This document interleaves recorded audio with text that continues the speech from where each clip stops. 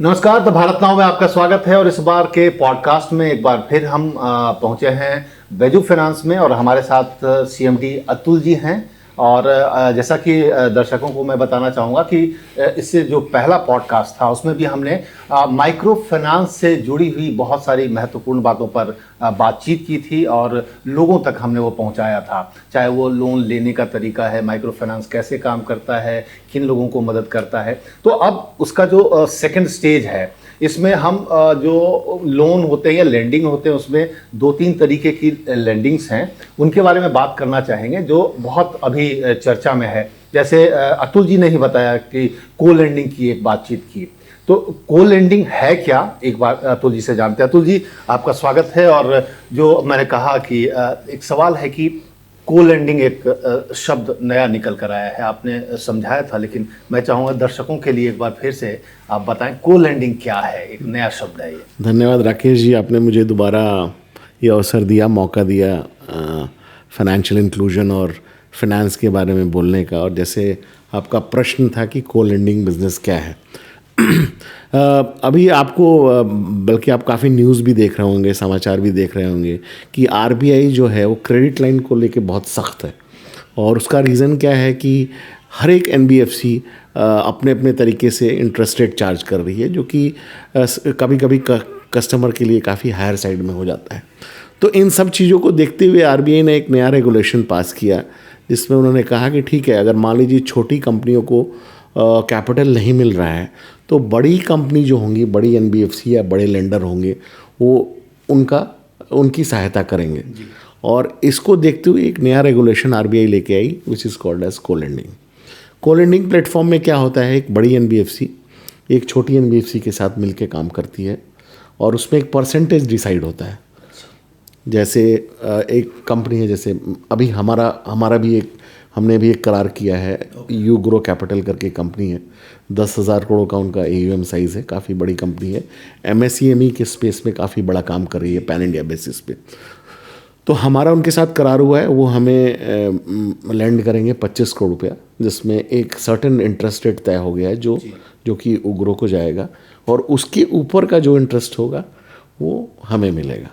तो नॉर्मली क्या होता है, जैसे मैं अगर 25 से 30% के रेट में काम कर रहा हूँ तो 10 से 15% का जो इनकम होगा वो उग्रो का हो जाएगा, और 15% के ऊपर से जो 30% तक का इनकम होगा वो बैजू को चला जाएगा। अब इसका it's a win win situation for both the party. फ़ायदा क्या है उग्रो के लिए कि एक तो उनको अपना ऑपरेटिंग कॉस्ट उनका बच गया, उनको ब्रांच खोलने की ज़रूरत नहीं है, जहाँ जहाँ मेरी ब्रांचेज हैं वहाँ से वो अपना उस प्रोडक्ट को डिस्प्ले कर सकते हैं, बेच सकते हैं। और उनका पैरेलली एक AUM बन रहा है एट द रेट ऑफ 14%, क्योंकि कलेक्शन की रिस्पॉन्सिबिलिटी भी हमारी होती है। अगर कोई डेलिक्वेंसी आता है, कोई डिफ़ॉल्ट होता है, तो रिस्पॉन्सिबिलिटी जो मतलब उन्होंने पैसे दे दिए आपको, हाँ। उसके बाद की जिम्मेवारी पैसे को बांटने की और रिकवरी की, जी, ये आपकी जिम्मेवारी बनती है। तो वो उस रिस्पॉन्सिबिलिटी से बच जाते हैं। जी, उसमें मैं एक चीज़ और ऐड करना चाहूँगा। ऐसा नहीं है कि जो अप्रेजल होता है वो एक कलेक्टिव एफर्ट होता है।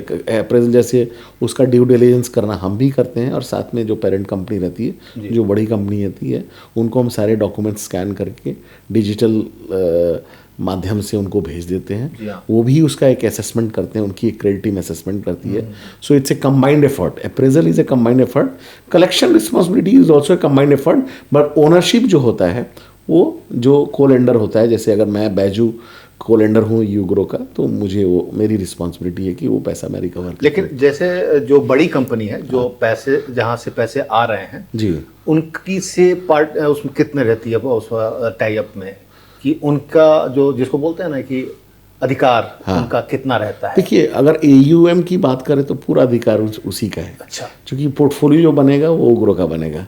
हमारे लिए फ़ायदा क्या है कि 15% का जो इनकम है बिना कैपिटल लगाए हम 15% का अपना इनकम कर रहे हैं। सो देखिए, टिपिकली क्या होता है, 2-3 स्ट्रक्चर है फाइनेंस में। जिस मॉडल पे जो डिस्ट्रीब्यूशन होता है वो 2-3 मॉडल पे होता है। एक मॉडल होता है DSA model, direct sales associate, जिसमें आप एक DSA बनाते हैं, डिस्ट्रीब्यूटर रहता है वो, उसको आप 3 से 4% का मार्जिन देते हैं और वो काम करता है। दूसरा मॉडल होता है BC, business correspondent. BC model में क्या होगा, वो एक तय कर लेगा हमारे और आपके बीच में कि भैया मैं थोड़ा तुमको, you are not a DSA but you are my representative in that particular location, तो उसका परसेंटेज थोड़ा और बढ़ जाता है। को लेंडर के केस में क्या होता है, it is a collective responsibility, so that is the third way of distributing your product in the market.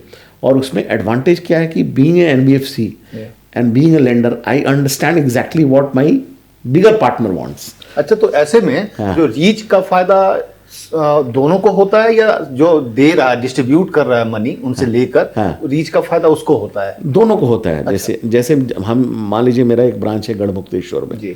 वहाँ यूग्रो का ब्रांच नहीं है। अच्छा। तो हम उस मार्केट में, everybody knows that Byju is operating, तो बैजू को भी फायदा हो रहा है। जैसे ही यूग्रो आएगा तो यूग्रो को भी फायदा हो जाएगा, क्योंकि प्रोडक्ट में उसका नाम भी एडेड है। तो बिना ब्रांच खोले उसकी रीच वहां तक हो जाती है। मतलब उस अगर particular किसी location में। छोटे NBFC के पास फंड उतने नहीं हैं, जी। तो वो बड़े बैंकर से पैसे लेकर उसको डिस्ट्रीब्यूट कर सकता है, और इसमें दोनों का फायदा है। जी, इसमें एक चीज़ मैं कहना चाहूँगा जो कि आजकल हिंदुस्तान में और ख़ासकर NBFC स्पेस में एक बहुत बड़ा चैलेंज है, और छोटे NBFC को आजकल कैपिटल मिलना बहुत मुश्किल काम है।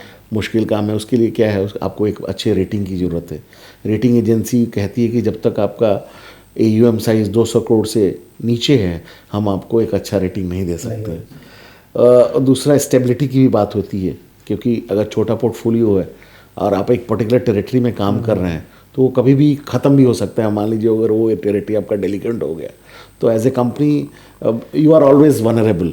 तो उस केस में क्या होता है, थोड़ा बैंक्स जो है वो थोड़ा हेजिटेंट होती हैं। तो उसी माध्यम को की भरपाई के लिए ये को लेंडिंग कंसेप्ट लाया गया है कि ठीक है, आपके पास कैपिटल नहीं है, बट हम कैपिटल के जरिए आपको सपोर्ट करेंगे और आप हमारे डिस्ट्रीब्यूटर बन जाइए उस पर्टिकुलर एरिया में जहाँ पे आप अपना आपका कार्य क्षेत्र। अच्छा, अभी आपने RBI की सख्ती की बात की, तो इसको किस टर्म में समझा जाए? क्योंकि अभी हाल ही में हमने देखा और सुना था कि पेटीएम पर कुछ कई तरीके के प्रतिबंध लगे थे, और बाद में फिर शायद वो प्रतिबंध हटाए गए। तो ये जो रेस्ट्रिक्शंस थे, इसको सख्ती से आप कैसे जोड़ सकते हैं? किस तरीके का है ये?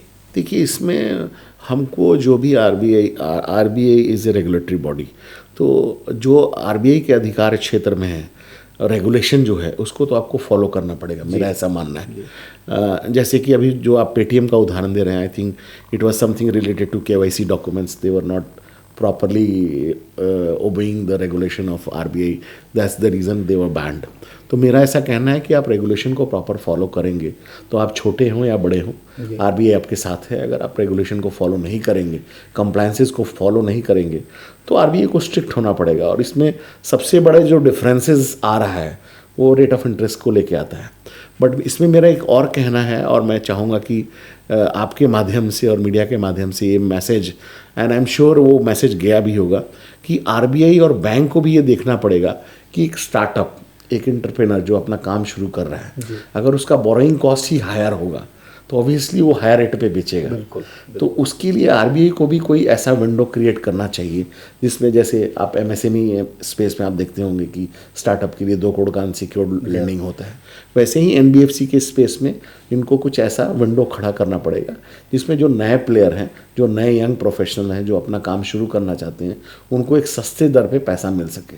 अगर वो सस्ती दर में पैसा मिलेगा, जैसे अगर आज मैं एंटरप्रेनर हूँ, मैंने 20-22 साल अपने फाइनेंशियल सर्विसेज में काम किया और अपना काम शुरू किया, तो आज मैं मार्केट में जाता हूँ तो मुझे पैसे लेने में बहुत डिफिकल्टी होती है, क्योंकि जो the kind of compliances which we need to do, probably ये young entrepreneur can not fulfil it.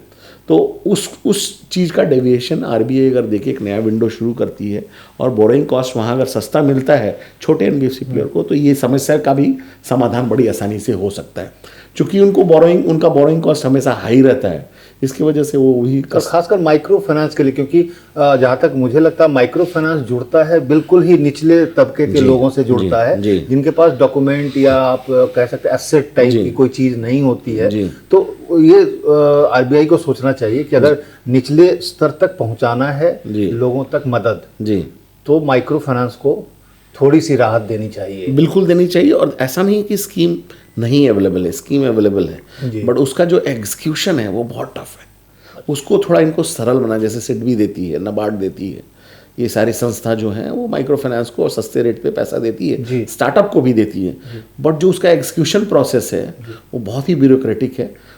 मेरे हिसाब से उसमें थोड़ा सुधार की ज़रूरत है। मतलब आप डॉक्यूमेंट पूरा करते करते या जो क्राइटेरिया है उसको फुलफिल करते करते थक जाएंगे आप और पूरा ना कर पाएंगे। राकेश जी, आप आश्चर्य करेंगे कि आप पहुंच भी नहीं पाएंगे। अच्छा। डॉक्यूमेंटेशन इज तो सेकंड स्टेज। पहला तो है कि आपको एंटरटेन ही नहीं प्रॉपर किया जाता है। विंडो, तभी मैं बोला कि विंडो क्लियरेंस जो होना चाहिए, जी। एक सेपरेट विंडो क्लियर, और मुझे मेरे हिसाब से डिस्ट्रिक्ट वाइज और रीजन वाइज होना चाहिए। क्योंकि मेरा ऐसा मानना है कि micro finance is a very big field in India. Like आप देखे होंगे बांग्लादेश में मोहम्मद यूनुस जी ने जो काम किया है, जी। वो एक्सेप्शनली, मतलब वो उदाहरण के लायक है। बिल्कुल। तो आप बांग्लादेश जैसे छोटे कंट्री में जो उन्होंने किया है, और उसी का रेप्लिकेशन आप इंडिया में देख रहे हैं। छोटे छोटे लोगों तक उन्होंने मदद पहुंचाई। करेक्ट। तो वो रीच, जब तक वो रीच पहुंचाने के लिए आपको इसका विंडो डिस्ट्रिक्ट, और एटलीस्ट डिस्ट्रिक्ट नहीं तो स्टेट वाइज तो आपको करना पड़ेगा, और उस सिस्टम को भी थोड़ा ब्यूरोक्रेसी से हटा के सरल बनाना पड़ेगा। आप देखिए, मैं लेंड करता हूँ तो बहुत ऐसे कस्टमर को मैं लेंड करता हूँ ऑन फेस वैल्यू। मुझे लगता है कि ये आदमी पैसा दे देगा। हो सकता है डॉक्यूमेंटेशन में कमी है, उसके लैक ऑफ एजुकेशन की वजह से वो डॉक्यूमेंटेशन पूरा नहीं कर पा रहा है, बट उसका इंटेंट अच्छा है। तो वो सब चीज़ों को अगर आप सरल बना देंगे थोड़ा सा, उसमें क्या है, चैलेंजेस है, मैं ये नहीं बोल रहा हूँ चैलेंजेस नहीं है, but that can be that. ये माइक्रो फाइनेंस का भारत के आर्थिक विकास में आपको कितना योगदान लगता है? मतलब कितना ये कंट्रीब्यूट कर सकता है अगर इसको बढ़िया से, जैसे आपने बोला कि यार भैया थोड़ी राहत दे, थोड़ा डॉक्यूमेंटेशन को थोड़ा सरल बनाए, तो ये कितना सपोर्ट कर सकता है इंडियन इकोनॉमी को? आज जो नरेंद्र मोदी जी कह रहे हैं कि हर आदमी में एक एंटरप्रेन्योरशिप है जी। अगर हम इस सिस्टम को सरल बना दें माइक्रो फाइनेंस का, और इजीली पैसा अवेलेबल है। जी। जैसे आज आप भी अपना चैनल चला रहे हैं, जी हाँ। बट जैसे मीडिया की बात आती है कि अरे मीडिया नेगेटिव है, इसको कहाँ से हम पैसा नहीं दे सकते, ठीक है, बट हर एक मीडिया नेगेटिव नहीं है। तो एज आई टोल्ड यू कि ये इंटेंट की बात है। अगर हम इंटेंट अच्छा रखेंगे और जो सामने वाला आदमी है उसको हम सरल वे में पैसा दे सकते हैं, तो I think it is at, I mean there is I can't say in numbers, but look at LIC, जैसे इंश्योरेंस का पेनिट्रेशन LIC ने किया, today LIC control 17% of the economy. तो same can be replicated in micro finance as well. बिल्कुल बिल्कुल, आप सही कह रहे हैं। अच्छा, लेकिन सरकार की तरफ जो सर्वे रिपोर्ट्स तो जाती होगी, आप लोगों की तरफ से फीडबैक भी जाता होगा जो NBFC या माइक्रो फाइनेंस चलाते हैं जी। तो क्या इस पे कुछ रिएक्शन कभी मिला? सुधार हो रहा है, मैं ये नहीं कहूँगा कि सरकार सुधार नहीं कर रही है, बट जो स्पीड है सुधारने का वो थोड़ा नेगेटिव बेंड है। तो उसको थोड़ा पॉजिटिव वे में लेके करना पड़ेगा। और मुझे लगता है कि कुछ लोग ऐसे हैं जिनको जानकारी नहीं है, तो जो फाइनेंस प्रोफेशनल को आप जितना उसमें शामिल कर सकते हैं, जैसे जो भी फाइनेंस का बॉडी बनाए या जो भी मिनिस्ट्री में आप बॉडी बनाए, उसमें जो एक्स बैंकर हैं उनको आप शामिल करें। एक्स माइक्रो फाइनेंस के बहुत अच्छे एक्सपर्ट हैं, हमारे यहाँ सरकारी बैंक से बहुत लोग रिटायर्ड हुए हैं, वैसे लोग को आप अगर शामिल करते हैं जिनको इस बात की जानकारी है, जो ग्राउंड लेवल पे काम किया है जिन्होंने, तो ऐसे लोग को अगर शामिल करते हैं तो मेरे हिसाब से स्थिति और बदलेगी। मैं ये नहीं कह रहा हूँ कि नहीं बदली है, बट अभी जो स्टेप लिया गया है वो बहुत कम है। चलिए, उम्मीद है कि सरकार तक बात पहुंचे और इस मामले को थोड़ा सरल बनाया जाए। ये एक और शब्द मैंने सुना था, डिजिटल लैंडिंग। ये डिजिटली कैसे, मतलब क्या है, ये टर्म क्या है और इसका यूज़ क्या है? देखिए, digital lending is another way of lending to people. It's very simple, paperless work है। Everything is based on the website. आपको जाना है, लॉगिन करना है, पासवर्ड, जैसे आजकल हर चीज़ आप पैसा जो दे रहे हैं पेटीएम डिजिटल प्लेटफॉर्म पे दे रहे हैं, उसी तरह आज लेंडिंग जो है वो डिजिटल प्लेटफॉर्म पे आ गया है। और इसके लिए RBI एक अलग फिनटेक कंपनी का एक कंसेप्ट भी लेके आ रही है। और जैसे NBFC जो ग्राउंड लेवल पे काम कर रही है, वैसे ही फिनटेक कंपनियां भी ग्राउंड लेवल पे काम करेगी, डिजिटल माध्यम के जरिए करेगी। और उसमें क्या, the whole idea is that how we can make process faster and smoother and everything is transparent on the digital platform. लेकिन डिजिटल वाला थोड़ा सा तो लिमिटेड होगा, क्योंकि जिस कैटेगरी को आप लोग फीड करते हैं वहाँ तक शायद लैपटॉप या टेक्नोलॉजी की पहुँच उतनी नहीं होती होगी। आपको क्या लगता है? मतलब नहीं, मैं इस मामले में भारतवर्ष को ऐसा मैं समझता हूँ कि भारत अन्य देशों से काफ़ी आगे है। और आपको हैरानी होगी कि माइक्रो फाइनेंस कंपनी में भी जो आज 80% कंपनियां काम कर रही हैं, उनका 80 to 90% of the business is based on digitally also. As we speak मेरी कंपनी भी हमारे पास एक सॉफ्टवेयर है, LOS LMS सिस्टम है, जिसके जरिए हम फाइल लॉगिन करते हैं। सब कुछ डिजिटल है। हमने अपने लोगों को आईपैड दे रखा है, वो डॉक्यूमेंट्स वहाँ से स्कैन करके भेजते हैं, यहाँ से हम डायरेक्ट अपलोड करते हैं, अपलोड यहाँ हम डिजिटली उसको पैसा रिलीज कर देते हैं। तो मतलब डायरेक्ट उसके अकाउंट में पैसा उसके अकाउंट में पैसा चला जाता है। तो उससे फ़ायदा ये है कि कोई बीच बिचौलिया नहीं है, जिसकी वजह से उसके पैसे खराब नहीं हो या बीच में कोई और पैसा ना मिले। पैसे लेने के लिए नहीं आना, चेक लेने नहीं आना, करेक्ट। वो बैठे बिठाए अकाउंट में पैसे आ रहे हैं, और वो भी पेटीएम के जरिए या दूसरे UPI जो दूसरी कंपनियों की UPI जो ऑपरेट कर रही है उसके माध्यम से वो पैसा भी वापस कर देते हैं, रीपेमेंट। तो EMI भी हमारा जो है, या स्कैनर, बहुत सारे बैंक्स का स्कैनर है, स्कैनर के सहारे आप स्कैन करके, आजकल बहुत सारी कंपनी एप्लीकेशन फॉर्म में ही स्कैनर दे देती हैं, स्कैनर डालती हैं जी। तो स्कैनर के जरिए आप अपना EMI दे सकते हैं। तो चेक का जो फिजिकल फॉर्म में पहले जो 36 चेक देते थे लोग, टेन्योर बेस्ड चेक देते थे, वो सिस्टम खत्म हो गया है, ECS हो गया है, मैंडेट हो गया ECS का। तो अब चीज़ें बहुत सरल हो गई है और मोस्टली डिजिटल हो गई है। बट डिजिटल का एक उपयोग सही ढंग से नहीं हो रहा है, जो वेरिफिकेशन है। मेरा ऐसा मानना है कि उसमें थोड़ा हम फिजिकल फॉर्म में भी लोगों से इंटरेक्ट करें, क्योंकि कंप्लीट डिजिटल करना मेरे हिसाब से सही चीज़ नहीं है। हाँ, मतलब बिना इंटरेक्ट किए, बिना बातचीत किए परख पाना या समझ पाना, उसको आप एक वर्टिकल एक कंपनी का बना सकते हैं, बट कंप्लीट कंपनी बनाना मेरे हिसाब से थोड़ा सा डेंजरस होगा इस स्पेस में काम करने के लिए। आप जैसे अपना पेपर का सिस्टम, उसको आप डिजिटल बना सकते हैं, बट वेरिफिकेशन के लिए जब आप जाएं तो डिजिटल वेरिफिकेशन से मुझे नहीं लगता कि आप आदमी के इंटेंट को और आपके उसके बिजनेस को समझ पाएंगे प्रॉपर्ली। अच्छा, जैसे अभी आपने सॉफ्टवेयर की बात की, अभी कुछ एप्स के थ्रू लोन की बात हो रही है, लेकिन उसमें फ्रॉड हो रहा है।